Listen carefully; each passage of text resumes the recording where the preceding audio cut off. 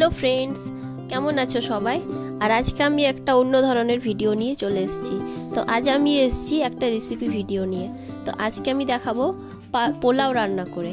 তো পোলাও কিভাবে রান্না করতে হয় সেটা আমি দেখাবো। তার জন্য আমি এখানে আতপ চাল নিয়েছি। আর দেখতেই পাচ্ছ আতপ চালটা মা ভালো করে ধুয়ে দিচ্ছে। 3-4 বার জল ঢেলে ঢেলে কিন্তু আতপ চালটাকে ধুতে হবে। তারপর একটা স্ট্রেনারের মধ্যে চালটাকে মিলে দিলাম, যাতে আতপ চালের মধ্যে যেটুকু জল লেগে আছে সেটা যেন ঝরে যায়। নিচে একটা প্লেট রেখে ওপরে স্ট্রেনার রেখে আতপ চালটা দিয়ে দিয়েছি।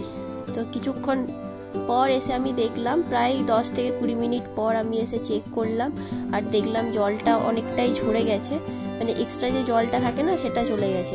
এবার আমি এই আতপ চালগুলোকে একটা সুতির কাপড়ের ওপর মেলে রেখে দেবো। প্রায় 20 মিনিট মতো আমি এটাকে মিলে রেখে দেবো, যাতে আরও যেটুকু জল আছে সেটাও যেন এই সুতির কাপড়টাতে টেনে নেয়। তো একদম পাতলা লেয়ার করে কিন্তু এই চালটাকে মিলে দিতে হবে। তো আমার চালটা কিন্তু শুকিয়ে গেছে। এরপর আমি মশলাটা বানিয়ে নেব। মশলা বানানোর জন্য আদা বাটা দিলাম হলুদ গুঁড়ো, আর দিলাম জিরে গুঁড়ো, স্বাদ মতো নুন, কাশ্মীরি লঙ্কা গুঁড়ো দিয়েছি। আর লঙ্কা বাটা যেহেতু আমি আদার সাথে বেটে নিয়েছিলাম, ওই জন্য আমি এক্সট্রা আর লঙ্কা দিইনি। পরিমাণ মতো ঘিও দিয়ে দিয়েছি। এরপর ভালো করে একটা স্পুনের সাহায্যে এই চালটাকে মিক্স করে নেব। একদম ভালো করে মিক্স করতে হবে। তো দেখেছো আমার চালটার কালারটাও খুব সুন্দর হয়েছে, আর মশলাগুলো কিন্তু ভালো করে এই চালটার সাথে মিশে গেছে। আর আমি এখানে কিন্তু কোনো ফুড কালার ইউজ করিনি। এরপর এটাকে 40 মিনিটের জন্য চাপা দিয়ে রেখে দেবো। আর এদিকে আমি একটা কড়াই গরম হতে দিয়ে দিয়েছি। কড়াইটা একটু ভালো করে গরম হয়ে গেলে কড়াইয়ের মধ্যে আমি ঘি দিয়ে দেবো।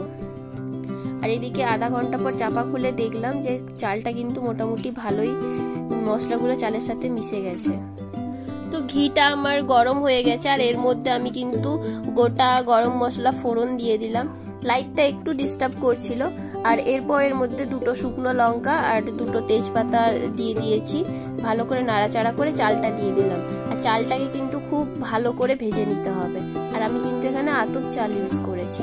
তো তোমরাও আতপ চালই ইউজ করবে পোলাও বানানোর জন্য। দেখবে পোলাওয়ের স্বাদ কিন্তু খুব সুন্দর হবে।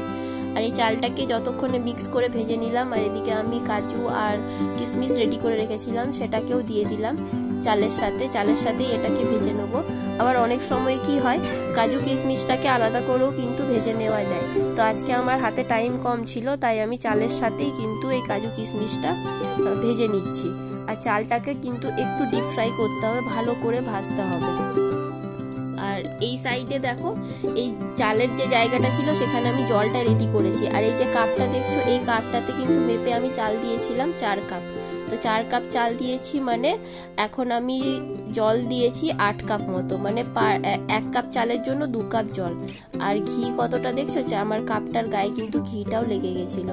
আর হ্যাঁ, পোলাও বানানোর জন্য কিন্তু জলটা কিন্তু মাস্ট মেপেই নিতে হবে, কারণ জল যদি একটু বেশি বা কম হয়ে যায় তাহলে কিন্তু পোলাওটা নষ্ট হয়ে যেতে পারে। তো এই জন্য জলটাকে কিন্তু মেপে দেবে। তো জল দেওয়ার সাথে সাথে আমি ভালো করে নেড়ে চেড়ে চালটাকে, জলটাকে আর মশলাগুলোকে মিশিয়ে নেব। দেখতেই পাচ্ছ কি সুন্দর কালার হয়েছে। এই যে কালারটা হয়েছে, এই কালারটাই কিন্তু আমার পোলাওয়ের হবে। এরপর একটা ঢাকা দিয়ে চাপা দিয়ে রেখে দেবো। আর এই গ্যাসের ফ্লেমটাকেও কিন্তু আমি সিমে রেখে দেবো। প্রায় 40 মিনিট মতো আমি এটাকে ফুটতে দেবো। আর 40 মিনিট পর যখন খুলে এসে দেখলাম, এই দেখো আমার পোলাও কিন্তু একদম রেডি হয়ে গেছে। আর খুব ঝুরঝুরে বেশ সুন্দর পোলাও হয়েছে। আর এই অবস্থাতে কিন্তু চিনিটা দিয়ে দিতে হবে। তা আমি দেখো স্বাদ মতো চিনি দিয়ে দিলাম। তোমরা চাইলে তোমাদের নিজস্ব স্বাদ অনুযায়ী চিনি তোমরা দিতে পারো। আর আমরা যেহেতু একটু বেশি মিষ্টি খাই পোলাওতে, এই জন্য চিনিটা একটু বেশি করেই দিয়েছি। আর চিনিটা দেওয়ার সাথে সাথে চিনিটাকে ভালো করে পোলাওয়ের সাথে মিশিয়ে নিতে হবে, যাতে চিনির দানাগুলো পারফেক্ট গলে যায়। তাহলে পোলাওয়ের স্বাদটা কিন্তু আরও বেশি হয়। তো দেখো আমার পোলাও কিন্তু রেডি হয়ে গেছে। মাটন কষা, চিকেন কষা বা আলুর দমের সাথে পোলাও খেতে কিন্তু খুব সুন্দর লাগে। তোমরাও ট্রাই করো আর আমাকে কমেন্ট সেকশনে জানাবে। আর ভালো লাগলে লাইক, শেয়ার, কমেন্ট করে দিও। আজ আসি, আবার দেখা হবে।